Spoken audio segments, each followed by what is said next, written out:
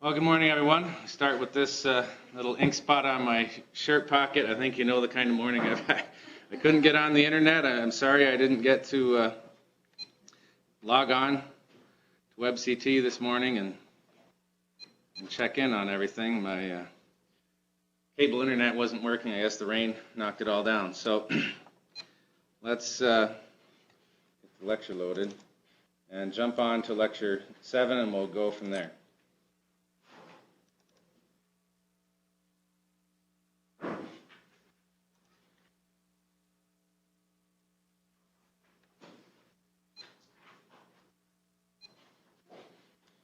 Well, we had completed the, are we on 7 or 6? 7, right? Yeah. We completed the discussion of the second week of development and are moving into the third week. We began to talk about gastrulation in the last few minutes of the prior lecture and made it basically to this slide. I'll set my pointer. And our task for the moment today is to extend from the discussion of the two-layer embryonic disc, pre-embryonic as we had called it, to a direction toward establishment of organ systems. But we know that the three-layered embryonic disc is next in line with the three germ cell layers, ectoderm, mesoderm, and endoderm, and ultimately they all will lead to different organ systems, different cells, different tissues, so on and so forth. So the gastrulation is really the topic in the early part of the third week. So we're now talking about day 15 to day 21. And we will see that a primitive streak will develop on the dorsal surface of the embryo, pre-embryo, and begin this transition to the three-layer embryo. We had talked about the prochordal plate representing a placeholder telling the developing organism this is where actually ultimately the junction between the back of your tongue and the pharynx is going to be located, but certainly that's in our head, and that's the head region, the cephalad region. We now begin to establish the opposite pole at the caudal end of the pre-embryo, the two-layered pre-embryonic disc. And this is establishing two of the four axes, rostrocaudal and right and left sides. So, and as well, of course, the other two planes of orientation toward the front and toward the back, the ventral and the dorsal surface. The epiblast cells become very important now, and they are going to generate virtually everything we discussed from here on out. Those original hypoblast cells, as we will see, become displaced and are no longer really contributing to the embryo. It's the epiblast cells that take command at this time. The epiblast cells at this pole opposite the long axis, if we want to start thinking of that now, of the midline from the prochordal plate is going to begin to elongate from that now established caudal end toward the rostral end or cranial end of the two-layer pre-embryonic disc. Once it pushes forward, it will stop at a certain location and then just form a ball of cells that are going to begin to burrow deep and then distribute itself from that location toward the prochordal plate between the two layers of cells. Now remember, the hypoblast cells are going to begin to become replaced and displaced by some invading epiblast cells, so that original endoderm is going to be completely replaced just on the ventral surface of the embryonic disc, will be completely replaced by new endodermal cells originating from the epiblast cells. So that cranial end of the primitive streak forms a ball of cells, a node, and as it begins to push a core of cells deep underneath the epiblast layer, and very soon at this time, we begin to talk about that epiblast layer, the original one, as the ectoderm, because these cells that are pushing deep will lay out the two other layers. So we have ectoderm, mesoderm, and endoderm, and we'll see that obviously as we go. Along the streak, we have cells pushing in as well, and it forms an indentation, as well as putting a little bulge on the side as there's just massive migration of cells to this area and mitotic division and migration away. So there's a primitive groove. So at the node, a pit will form. So it's more centralized, concave type of a structure. And then obviously the groove along the length of the primitive streak. So this will persist until about week 4 as a placeholder. It typically and most frequently does disappear in week 4. Some of it might persist, and it can cause tumors, teratomas. This morning I was looking at the textbook, and my wife says, "Oh, what's wrong with that baby?" So there's a figure in this chapter that shows a teratoma that it extends from the tip of the coccyx. It's actually quite large, and I'm certain very alarming if you were to see it on your newborn.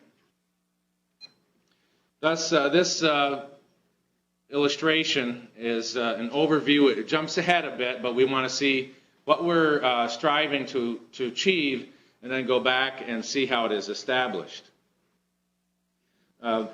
Therefore, I draw your attention from this dorsal view of the preembryonic disc. We see that the amnion is cut away to allow us to see this dorsal surface.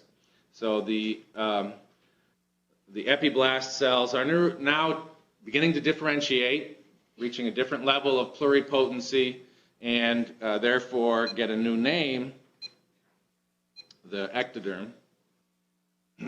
And the prochordal plate is here. The primitive streak started back at this opposite pole, and therefore we now have our orientation, rostral or cranial and caudal, and right and left sides of the dorsal surface of the preembryo. Since they're showing the cells migrating in to establish the 3 layers, we actually can call this an embryo at this time. So on the top left, they're showing how the amnion the amniotic sac is cut to see the dorsal surface. We have 2 planes of cross-section here. I'll try to draw your attention to these each time we go through an illustration so that we can have selective cross-sections through different parts of the developing structure, or even maybe the entire conceptus, or at least the embryonic disc and its accompanying sacs, and see what's occurring underneath at that localized area. So in this cross-section or coronal section from a section that basically goes from ear to ear and separates you in a front half and a back half is a coronal section. So that's in essence what we see here. But because of the axes that we have, this long axis from cranial to caudal, it's more of a transverse section. But we'll be fine with that for now. And at the area closer, somewhere along the length of the primitive streak that now has the primitive groove, we can see a cross-section there shows the primitive groove. The streak is due to a thickening of the margins of this groove, and a collection of cells immediately subjacent to those transitioning epiblast cells, and cells will begin to migrate away from this core of actively dividing cells in all directions, actually, and that's what these arrows are showing here in the dorsal view. cells are migrating away from there under those transitioning epiblast ectodermal cells to take position throughout the embryonic disc, and as we'll see also begin to insinuate themselves into the original endodermal cells, displace them and replace them, and differentiate into endodermal cells themselves. We see that from the primitive node, the primitive pit has formed there, as there's a solid core of cells that is pushing between the recently established endoderm, mesoderm, endoderm and ectoderm in the mesodermal layer. And this solid core of cells doesn't extend laterally on either side, just extends rostrally toward the prochordal plate. This is called the notochord, and we'll discuss that in a bit more detail as we proceed.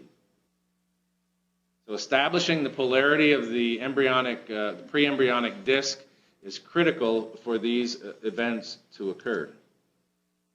And of course, in cross-section here, we see that that is a solid core of cells, but it goes through transition, and we'll discuss that as we proceed. Well, this is figure 4.2. I'll try to draw your attention to the figures that we're viewing on the slides as we proceed, because I've taken some from Chapter 3, some from Chapter 5, and of course we're presently discussing Chapter 4, so that's merely for orientation if you're trying to use your textbook to follow along with this. So we are going to view days 15 to 16, so just a couple of days, 48 hours.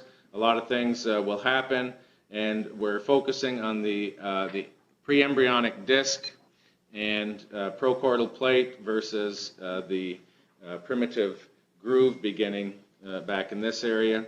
We notice that there's a lot of extra embryonic mesoderm already on the amnion and on the yolk sac, and there's this column of that is connecting it to the chorion called the connecting stalks. So we remember that basically, let's just say the placenta, the chorion, is beginning to become established with the syncytiotrophoblastic cells and the cytotrophoblastic cells creating the chorionic villi, making contact with maternal blood to establish the maternal-fetal circulation interface, and as well, throughout this phase, there will begin to be some mesenchymal cells invade that area in the chorion and start to lay down some of the vasculature to be within the placental part of the embryonic circulation to start with, and form that interface with the maternal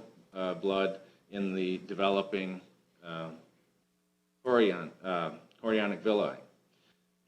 So let's go back to the embryonic disc. We now see that this is a section from nose to tail. So this is basically a mid-sagittal section. We're looking into the two balloons that we talked about before that are separated by a two-layer disc. And we see that margin of the embryonic disc on the side. There is mesenchymal cells. There are mesenchymal cells or mesodermal cells surrounding this area, and we have the cells at the prochordal plate and just caudal to the primitive groove that has maintained their tight junctions. So this embryonic disc doesn't grow in size and its overall diameter very much at all because of these constrictions. So therefore, when there's a beginning to occur a collection, a rapid mitotic activity of cells at the caudal end, completely at the opposite end of the prochordal plate or prechordal plate. They're both the same terms for the same structure. Then there really isn't any place for those cells to go other than to form an elevation, a bump, and it's somewhat localized toward the midline, so it starts to develop a little ripple as a streak. We see the cells lining the inside of the amnion and the amniotic mesoderm, and the original endodermal cells with the yolk sac mesoderm present as well. Again, we're just going to focus on this embryonic disc. We'll see these sagittal views from prochordal plate to the primitive origin of the primitive streak, and other views where the amnion is removed and we are viewing from top down, a dorsal view. So in this slide we see that the amnion is not cut at its attachment to the embryonic disc, and I'll just use embryonic disc now because a couple of cells got in there to form the mesoderm, and we'll just say it's a 3-layer at the very early stage, so I'll use embryo from here on out. So it is cut at its attachment to the embryo in this zone, and then a slightly higher level here, and we're looking in dorsal view. We saw the earlier origin of the primitive streak, the pole opposite of the prechordal or prochordal plate, and the arrows are indicating the migration of cells. There's a lot of mitotic activity there. There's some migration of cells to that area. Then they begin to divide and start to disperse down to replace the original endoderm and to establish the middle layer of cells, the mesoderm. And it continues to push toward the prechordal plate until it is approximately at the midline. It exceeds that by a bit, and then for some reason stops, forms a mound, the primitive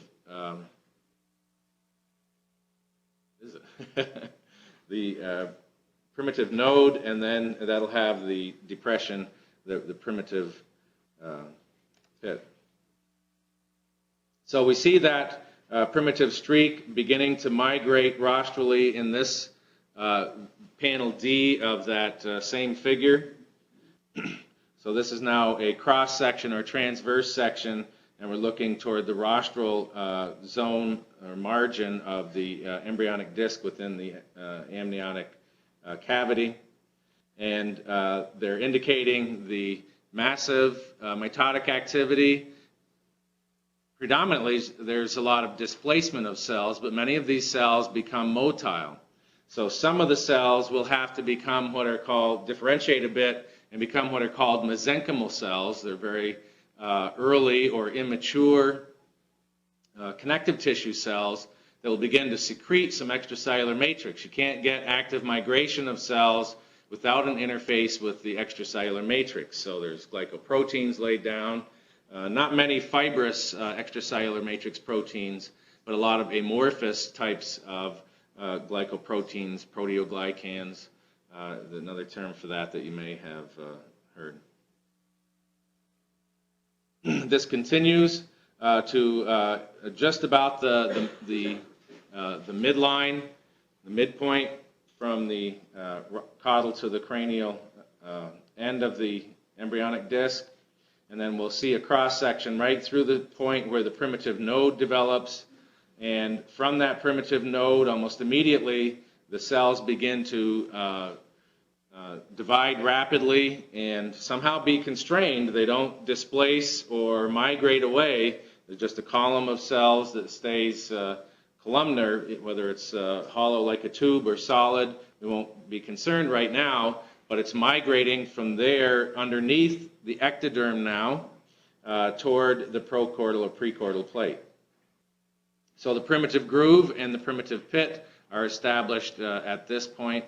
We see the cross-section as indicated before, and it really isn't showing anything much different other than the pit at the node, and it is relatively close to the prechordal plate.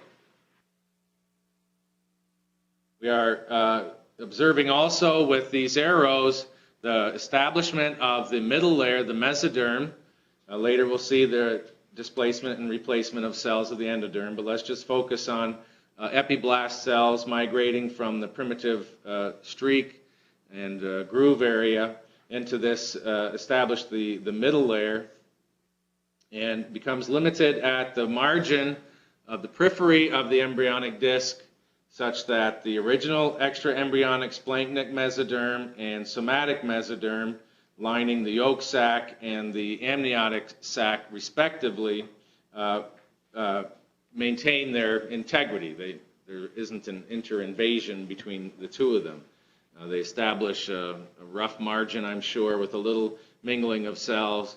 But the intraembryonic or just embryonic mesoderm stays contained at the limits of the periphery of the embryonic disc.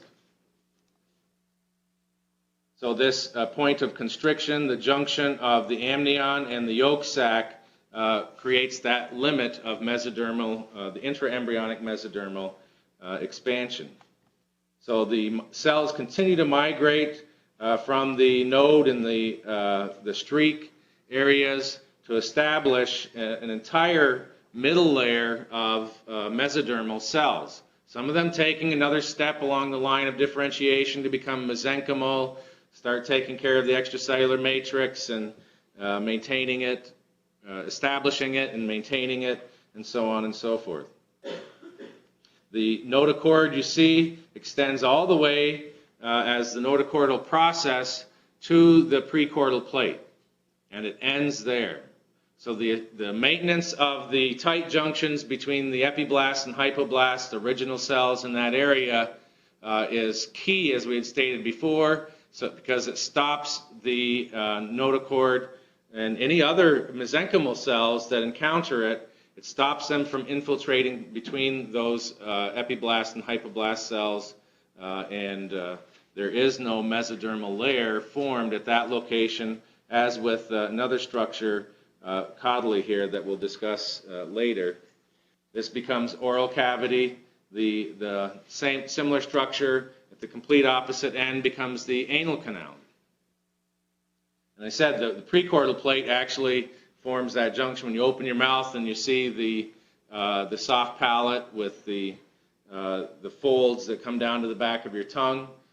This prechordal membrane, 2 cell layers thick, covers that from the very beginning, and then of course 2 cell layer thick ultimately breaks down when the oral cavity opens into the pharynx, and same with the anal canal at the caudal end. So it's easier to envision 2 cell layer membrane being destroyed and eliminated with the original location having a patency than if you allowed a thick layer of third cells getting in between there. You've got to erode away extracellular matrix and all the cells and things like that. So the sustaining of these tight junctions at those 2 locations is key to the ultimate opening of the gastrointestinal system. Thus, we achieved the point. We were doing days 15 to 16 as we were proceeding through these. The continuous process starts with, as I said, since we just have even a couple cells in there, we've initiated the process. We're just going to call it 3 cell layers thick, because someplace in there's 3 cells, 3 cell layers, and we've got an embryo. Day 16, it's pretty well established. We've got mesoderm present, if not completely established, mesodermal cells present everywhere to the perimeter of the embryonic disc. Thus, we can take a look at an actual human embryo from the dorsal view here, seeing the primitive streak. Can't really make out the prechordal plate, but if you made cross sections along the length and you had all the sections there to view, you would be able to reconstruct it. This is an illustration of the same thing. Basically, the prechordal plate is located up here. The primitive streak and the primitive node are located here. Looks like the pit and the groove are present as well. So if we look at a series of cross sections down through this area, back at about this point, just before the primitive node, we see that we have the epiblast, hypoblast kind of layers here, the endodermal layer, very thin, and then this clustering of cells immediately subjacent to those hypoblast cells. Now we call them ectodermal cells. But there's a lot of division, cell division, and one step farther down the differentiation road as we proceed through here.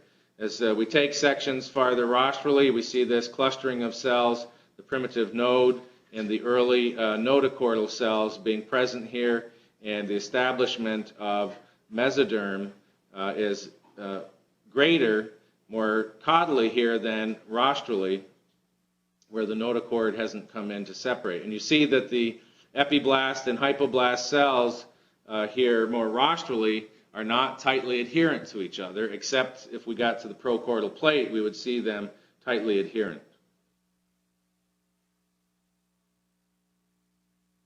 Thus, we form the three layers, ectoderm, that will develop into the epidermis of the skin and the nervous system. We obviously are going to build on the complexity of this. This is the overview introductory stage of the game. We're going to progress and proceed to the greater detail, especially when we talk about the organogenesis, the development of the organs of the organ systems.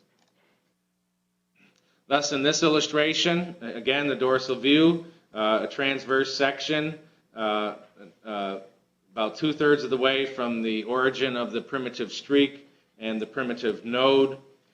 We can see the surface ectoderm is nicely established at this point. We basically saw the histology of this, although a slightly earlier day in this transition.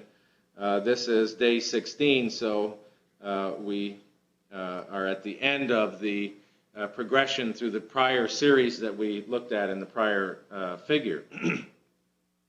This illustration from the transverse section view, of course, it shows the delimitation of the peripheral most ectodermal cells, as we call them now, as they join with the cut edge of the amnion, the epithelial lining of the amniotic sac. Remember, there's the somatic mesoderm, extraembryonic mesoderm lining the outside of these. It's just not shown.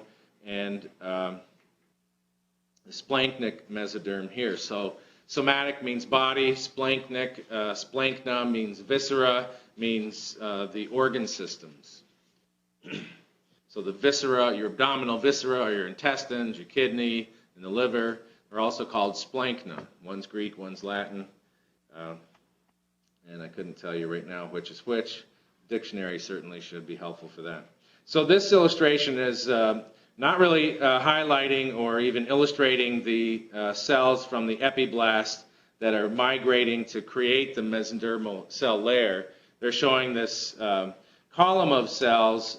Some may be migratory, and it may simply be just these radiating columns of cells that are displaced away from epiblast and not requiring a lot of motility to be displaced to the point where they make contact with the original endodermal cells forming the primary yolk sac and insinuate themselves in between, ultimately displacing those original primary yolk sac lining epithelial cells and become the new endodermal cells.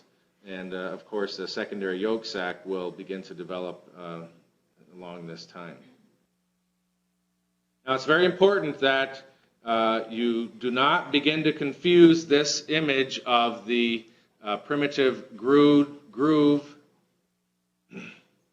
And we're just about at the end of the primitive streak, and the primitive pit would be up there. This appearance here and the neural folds when we look at this a bit later. If you see the neural folds, what will you look for to identify the stage that indeed these would be neural folds and not primitive groove?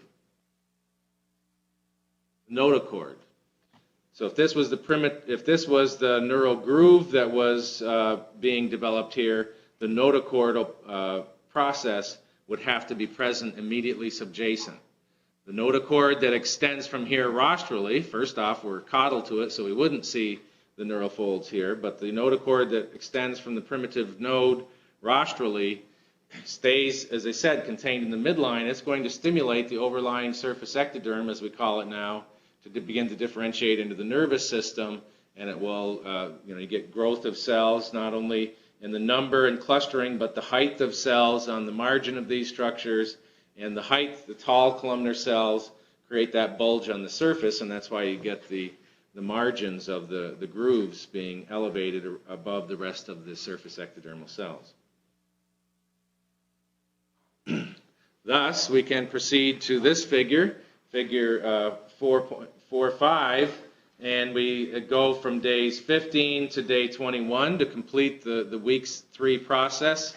And looking at these illustrations, we orient to the prochordal plate, always get orientation, and the caudal end, the primitive streak. So in 2 days, day 15 is 24 hours, day 16 is 24 hours, we're into day 17, so it's a little more than 48 hours, 56 hours, something like that, would have the beginning of the notochordal process from the primitive node, and almost immediately the, well, if it's subjacent, is there a superjacent? I don't know. The immediately overlying ectodermal cells that were epiblasts, who knows how long ago, now become surface ectodermal cells that are going to begin to differentiate into the nervous system. And as that notochordal process proceeds, by day 18, virtually to make contact with the pre-prochordal plate, whichever term you want to use, then the surface ectoderm begins to differentiate quite rapidly into the neural plate first, and as the plate grows and the cells get taller, there's going to be the fold and groove and so on and so forth. So we see the notochord is ever present, immediately subjacent to any developing neuroectoderm. So the surface ectoderm that is now beginning to differentiate into the nervous system and now becomes the neuroectoderm. So this transition of terminology as we follow the procession of cellular determination and differentiation. So we still have pluripotency. You could take some of these neural fold cells and produce probably any type of neural structure.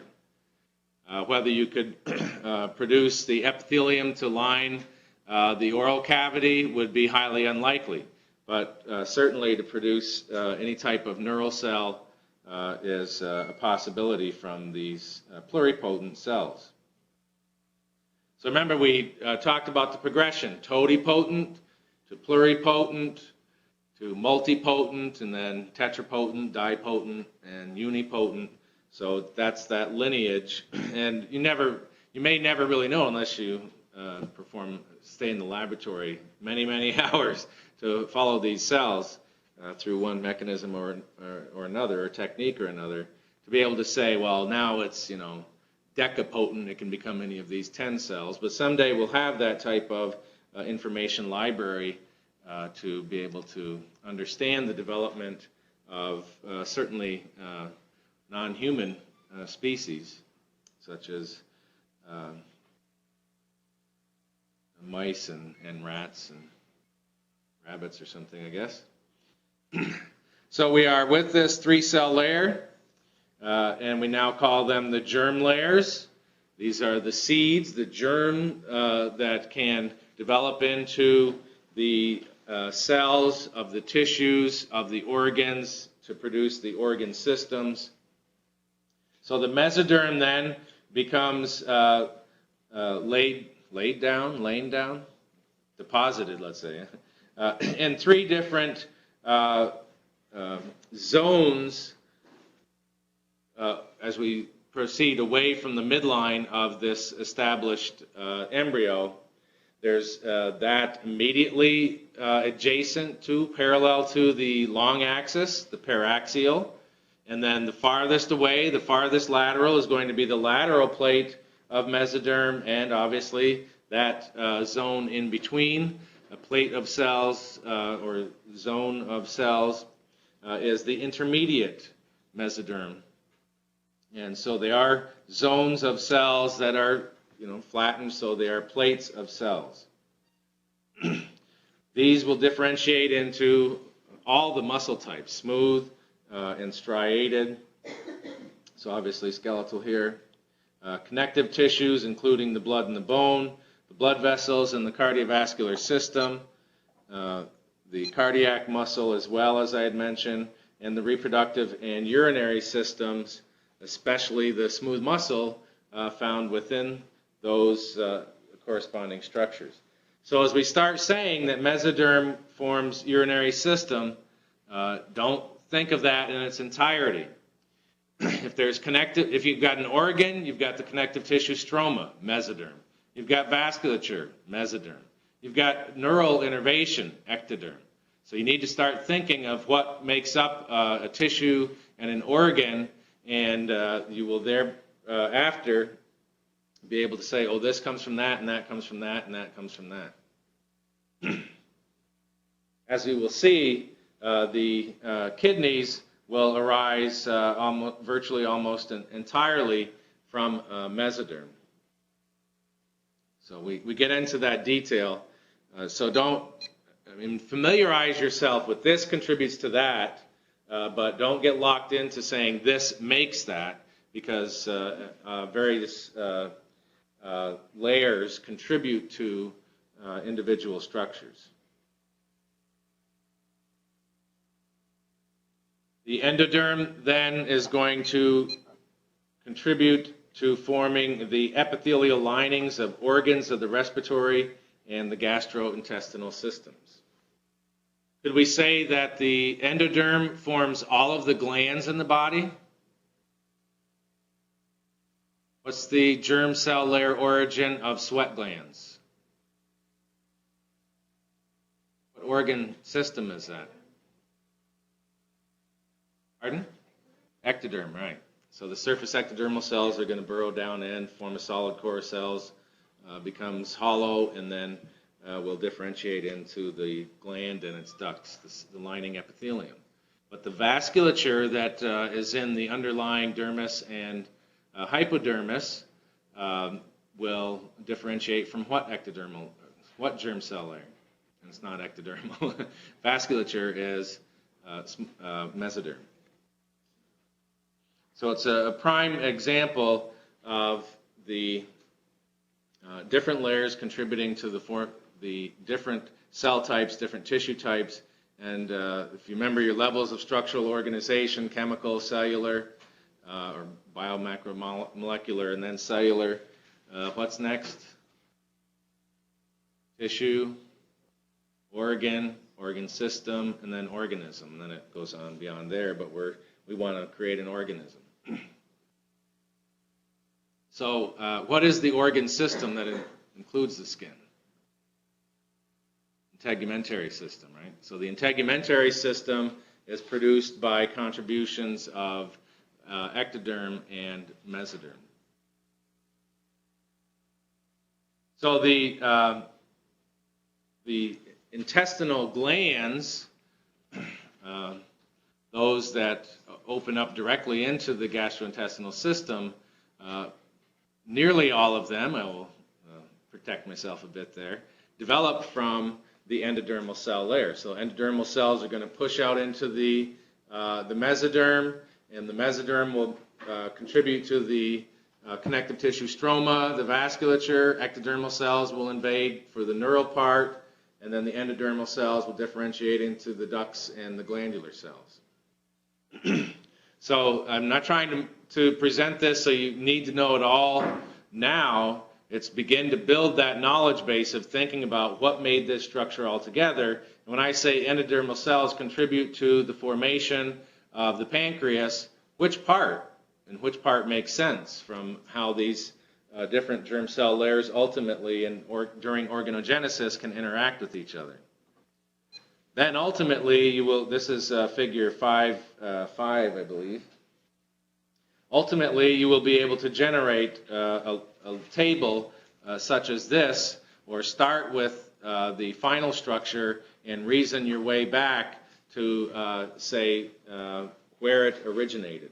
So the inner cell mass produces those epiblast cells. The epiblast cells generate the 3 layers of the embryonic disc, the true trilaminar embryonic disc. The mesodermal cells, some migrate to the head. They surround that prochordal plate, and those are going to differentiate into the heart. So the mesodermal cells that surround the prochordal plate. They can't get in between the epiblast and the hypoblast, but they'll surround it, and they'll go on to differentiate into the heart very early on. We got to establish the circulatory system very early. So the circulatory system and the nervous system are the front runners for the earliest development. So some will migrate up to the head directly, but we just introduced the paraxial, the intermediate, and the lateral mesoderm, and they will go on to form different structures. I'm not going to try to read it to you off this illustration. We obviously are going to proceed to this discussion in greater detail. The surface ectoderm is going to differentiate into the ectodermal layer will differentiate in the surface ectoderm, the epithelial and glandular linings of the integumentary system, and other key structures. And then the neuroectoderm will split into a neural crest. Those will be the invading cells to send out the sensory nerves and the motor neuron fibers out into the organs that we talked about, the hypodermis of the skin and the dermis of the skin. And then the neural tube will differentiate into the CNS. And the endoderm will contribute to a variety of structures as well. And that's not the focus of our lecture at the moment. I want to just take a couple minutes to talk about the notochord.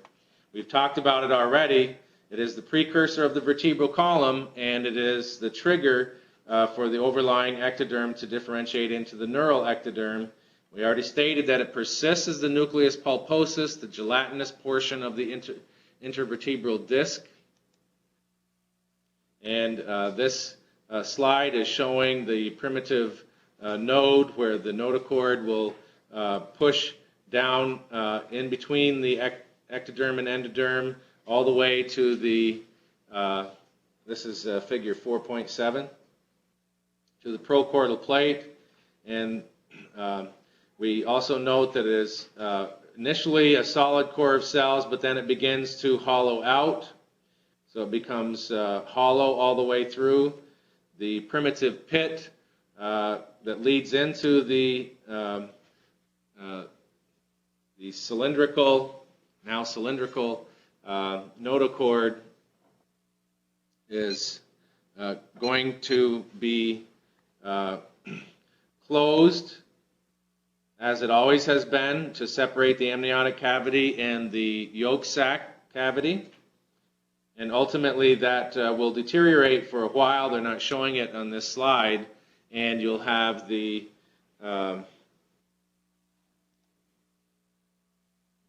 opening, I forgot what it was, the neurenteric canal. So neur is nervous system, and enteric is the enteral system, the gastrointestinal system. So yolk sac is basically gastrointestinal system. That's why we underwent gastrulation to establish that. And the amniotic cavity is in contact with the surface ectoderm. So when this neurenteric canal occurs, that's the only time you have a continuity between the amniotic sac and the yolk sac. So the overlying surface ectoderm will differentiate into the neural ectoderm, and the paraxial, intermediate, and lateral mesoderm is being laid down beside it. So obviously the paraxial mesoderm is going to contribute to the formation of the skeletal muscular parts of the vertebral column, right? All the ligaments and everything like that. And they'll eventually surround and segment the notochord and tuck it away inside the intervertebral disc. I appreciate the extra few minutes. We'll see you here on Wednesday. So the team I predicted would win did win yesterday, but it wasn't within the first 20 minutes of the game. Went a little longer and actually kept us entertained for a while.